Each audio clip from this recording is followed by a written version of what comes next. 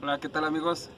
Nosotros somos un equipo que a continuación les va a presentar lo que son el acceso a la capa de red y los protocolos de Ethernet. Los integrantes somos Alberto. Isaac. Sergio.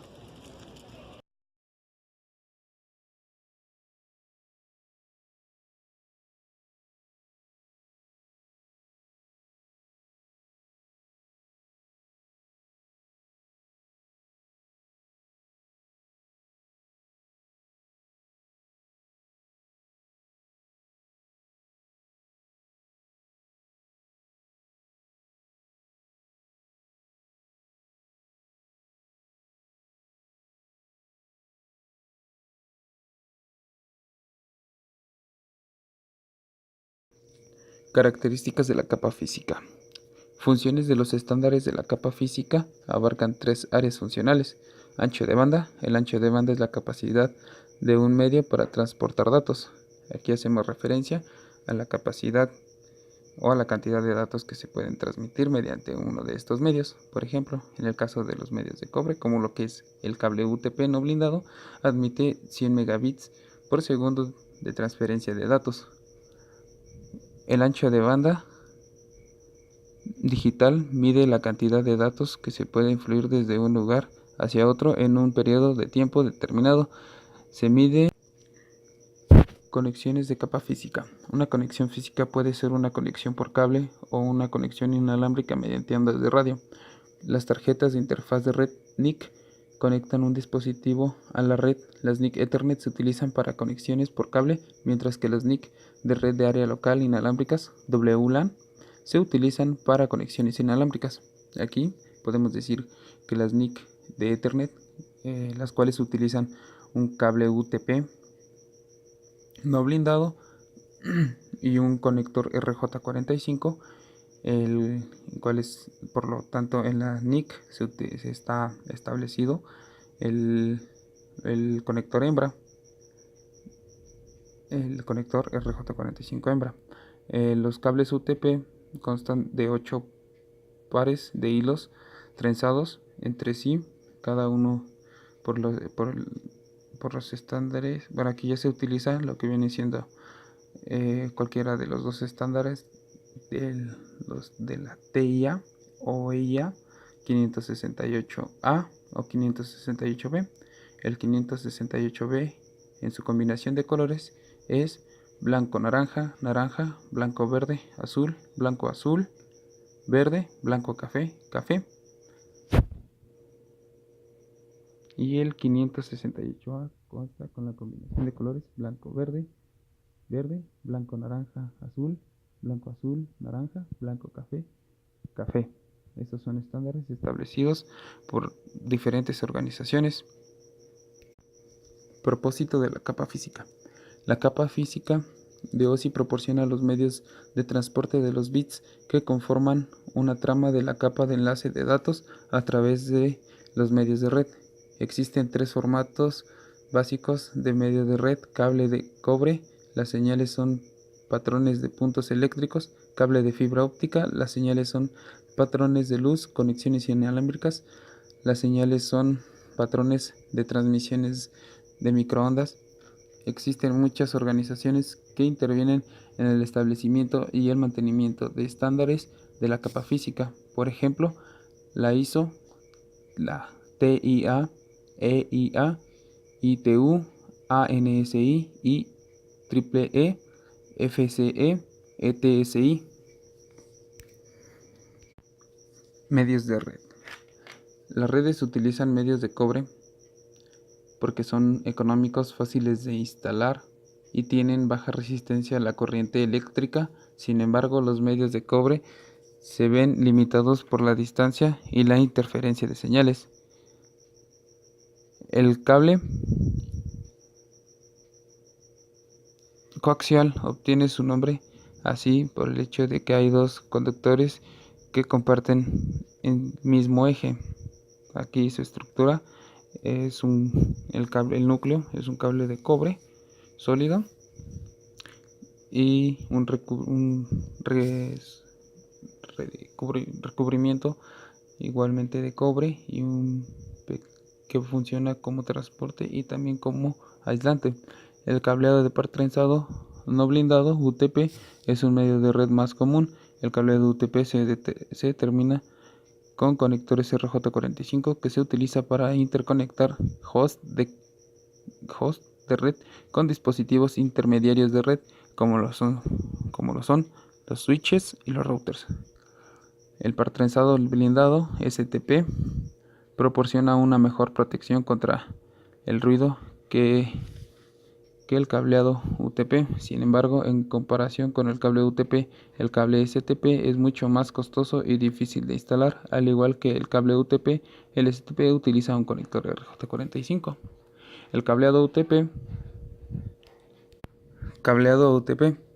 Los tipos de cables UTP: cable cruzado, que se utiliza para conectar dispositivos de la misma tecnología, por ejemplo, routers con switch, o switch con switch, host con host. El cable directo es más común, el cual se utiliza para conectar dispositivos de diferentes tecnologías, por ejemplo, un host con un switch o un host con un router. Los conectores de los cables UTP generalmente se terminan con el conector RJ45. Este conector se utiliza para una variedad de especificaciones de capa física, una de las cuales es Ethernet. Cables de fibra óptica. La fibra óptica se compone de dos tipos de vidrio, núcleo y revestimiento, y un blindaje exterior de protección revestimiento. Hay dos tipos de cableado de fibra óptica. El monomodo produce una única trayectoria para la luz. Multimodo produce varias trayectorias para la luz. Transmite de datos a través de distancias más extensas y a anchos de banda mayores que cualquier otro medio de red. A diferencia de los cables de cobre, el cable de fibra óptica puede transmitir señales con menos atenuación. Medios inalámbricos. Los medios inalámbricos transportan señales electromagnéticas que representan los dígitos binarios de las comunicaciones de datos mediante frecuencias de radio y de microondas. Los beneficios de las tecnologías inalámbricas de comunicación de datos son evidentes, especialmente en cuanto al ahorro de cableado costoso de las instalaciones y en la convergencia de la movilidad de los hosts. Propósito de la capa de enlace de datos. Estándares de la capa de enlace de datos. Las organizaciones de ingeniería que definen los estándares de la capa de enlace de datos son Instituto de Ingeniería Eléctrico y Electrónicos, IEEE, Unión Internacional de Telecomunicaciones, ITU, Organización Internacional para la Estandarización, ISO, Instituto Nacional Estadounidense de Estándares, ANSI. La capa de enlace de datos prepara los datos de red para la capa física, permite a la capa superior acceder a los medios, acepta paquetes de la capa 3 y los empaqueta en tramas, prepara los datos de la red para la red física, controla la forma en que los datos se colocan y reciben los medios, intercambian tramas entre los nodos en un medio de red físico como UTP o fibra óptica, recibe y dirige paquetes a un protocolo de capa superior, lleva a cabo las detecciones de errores. Su capa de enlace de datos. La capa de enlace de datos se divide en dos subcapas. Una, el control de enlace lógico, LC, y dos, el control de acceso al medio, MAC. Control de acceso al medio. Los protocolos de capa 2 especifican las encapsulaciones de paquetes de una trama y técnicas para colocar y sacar el paquete encapsulado de cada medio. Control de acceso al medio. En el control de acceso al medio tenemos lo que viene siendo las topologías, tanto lógicas como físicas. Las topologías físicas se refiere a las conexiones físicas e identifica cómo se interconectan las terminales y los dispositivos de infraestructura. Aquí para esto encontraremos lo que viene siendo un croquis hecho a mano, o comúnmente ya lo podemos también encontrar hecho en dispositivos, en softwares o programas que están diseñados especialmente para esto. ¿Cómo es que está estructurada? Aquí en esto pues abarca lo que viene siendo la estructura de la empresa, tanto oficinas como en donde van, o las áreas en las que van a estar ubicadas las terminales, como lo que son los hosts o dispositivos finales, los, los medios de red cableados en este caso, o si encontraremos también puntos de acceso en los cuales pues ya se utiliza lo que viene siendo el medio inalámbrico. Igual encontraremos en donde está ubicado los servidores, o en sí los dispositivos que almacenarán la información, toda la información de la empresa. La topología lógica se refiere a la forma en que una red transmite tramas de un nodo al siguiente nodo, o en sí de punto a punto. En este caso encontraremos dentro de una topología física lo que viene siendo el direccionamiento IP, en el cual vamos a definir si es un host. Por así, comúnmente estos se utilizan en lo que viene siendo el direccionamiento IP 192.168.0.1 a partir de punto 1 hasta el 192. Encontraremos lo que viene siendo un host. Para este caso se utilizan lo que son las redes privadas, que son comúnmente utilizadas en las empresas. Igual hay dos tipos de transferencia de datos, lo que es half duplex y full duplex. El half duplex comunica los dispositivos, dos dispositivos entre sí, y estos solamente pueden recibir o transferir datos. El full duplex comunica dos dispositivos, pueden transmitir y recibir información simultáneamente en el medio al mismo tiempo.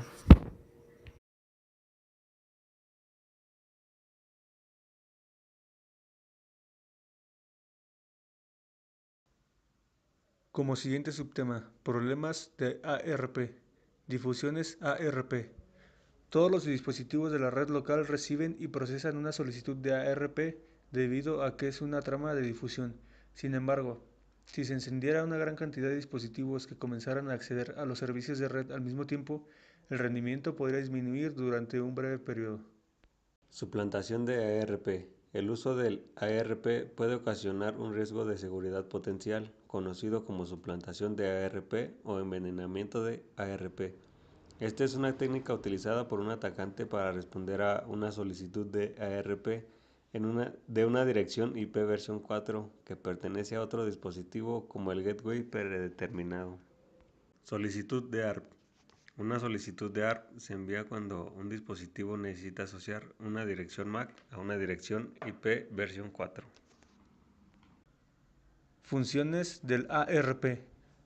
Cuando se envía un paquete a la capa de enlace de datos para encapsularlos en una trama de Ethernet, el dispositivo consulta una tabla en su memoria para encontrar la dirección MAC que está asignada a la dirección IPv4. La tabla ARP se almacena en la RAM del dispositivo. IP. Destino en la misma red. Las direcciones IP se utilizan para identificar la dirección de origen inicial y del destino final. La dirección IP de destino puede estar en la misma red IP que de la de origen o una red remota. Red remota de destino. Cuando la dirección IP de destino está en una red remota, la dirección MAC de destino es la dirección de gateway predeterminada del host. Subcapa MAC.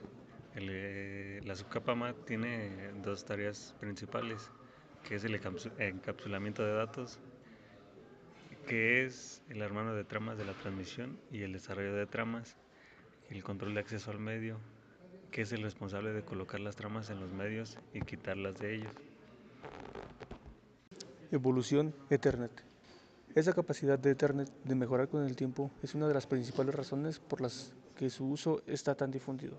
Las primeras versiones de Ethernet eran relativamente lentas con una velocidad de 10 megas, mientras que las más recientes funcionan a 10 gigabits. Direcciones MAC y hexadecimal. Una dirección MAC de Ethernet es un valor binario de 48 bits expresado como 12 dígitos hexadecimales. El sistema hexadecimal es un sistema de base 16. Utiliza los números del 0 al 9 y letras de la A a la F. Dirección MAC, identidad de Ethernet. El valor de la dirección MAC es el resultado directo de las normas implementadas por el IEEE para proveedores con el objetivo de garantizar direcciones únicas para cada dispositivo Ethernet. Procesamiento de tramas. Cuando un NIC recibe una trama de Ethernet, examina la dirección MAC de destino para ver si coincide con la dirección MAC física del dispositivo, almacenada en la RAM. Si no hay coincidencia, el dispositivo descarta la trama. Si hay coincidencia, envía la trama a las capas OSI, donde ocurre el procesamiento de desencapsulamiento. Representación de las direcciones MAC. Según el dispositivo y el sistema operativo, puede haber varias representaciones de direcciones MAC. Los routers y switches Cisco utilizan un formato hexadecimal. Direcciones MAC de difusión. Las direcciones MAC de difusión es donde todos los hosts de red local recibirán y procesarán el paquete. Direcciones MAC de multidifusión. Le permite a un dispositivo de origen enviar un paquete a un grupo de dispositivos. Tablas de direcciones MAC en switches conectados. Un switch puede tener muchas direcciones MAC asociadas a un solo puerto. Esto es común cuando el switch está conectado a otro switch.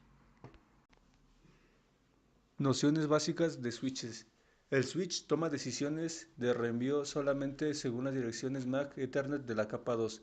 Un switch arma la tabla de direcciones MAC para tomar una decisión de reenvío de cada trama. Obtención de direcciones MAC. El switch arma la trama de direcciones MAC de manera dinámica después de examinar la dirección MAC de origen de las tramas recibidas en un puerto. Filtrado de tramas. A medida que un switch recibe tramas de diferentes dispositivos, puede completar la tabla de direcciones MAC examinando la dirección MAC de cada trama. Ahora, como siguiente subtema, hablaremos de la configuración del puerto de switch. Almacenamiento en buffer de memoria en los switches. El almacenamiento en buffer se puede utilizar cuando el punto de destino está ocupado debido a una congestión. En este caso, el switch almacena la trama hasta que pueda transmitir. Configuración de dúplex y velocidad. La autonegociación permite que dos dispositivos intercambien automáticamente información sobre velocidad y funcionalidades de dúplex. Si ambos dispositivos tienen la funcionalidad, se selecciona dúplex completo, junto con el ancho de banda común más alto. Envío de una trama gateway predeterminado. Cuando un dispositivo tiene una dirección IP ubicada en una red remota, la trama de Ethernet no se puede enviar directamente al dispositivo de destino. En cambio, la trama de Ethernet se envía a la dirección MAC del gateway predeterminado, el router. MDIX automática. El switch detecta el tipo de cable conectado al puerto y configura las interfaces de manera adecuada. Se puede utilizar un cable directo o cruzado para realizar la conexión con un puerto de cobre situado en el switch, independientemente del tipo de dispositivos que esté en el otro extremo de la conexión. El siguiente tema es switches LAN. Como subtema, tabla de direcciones MAC. Comencemos. Ahora les hablaremos del método de envío del switch. Método de envío de las tramas de los switches Cisco. Cuando un switch recibe la trama en los buffers de datos hasta recibir la trama de su totalidad, durante el proceso de almacenamiento del switch analiza la trama para buscar información acerca de su destino. Switches por método de corte. El switch actúa sobre los datos apenas los recibe, incluso si la transmisión aún no se completa. El switch reúne en el buffer solo la información suficiente de la trama como para poder leer la dirección MAC de destino.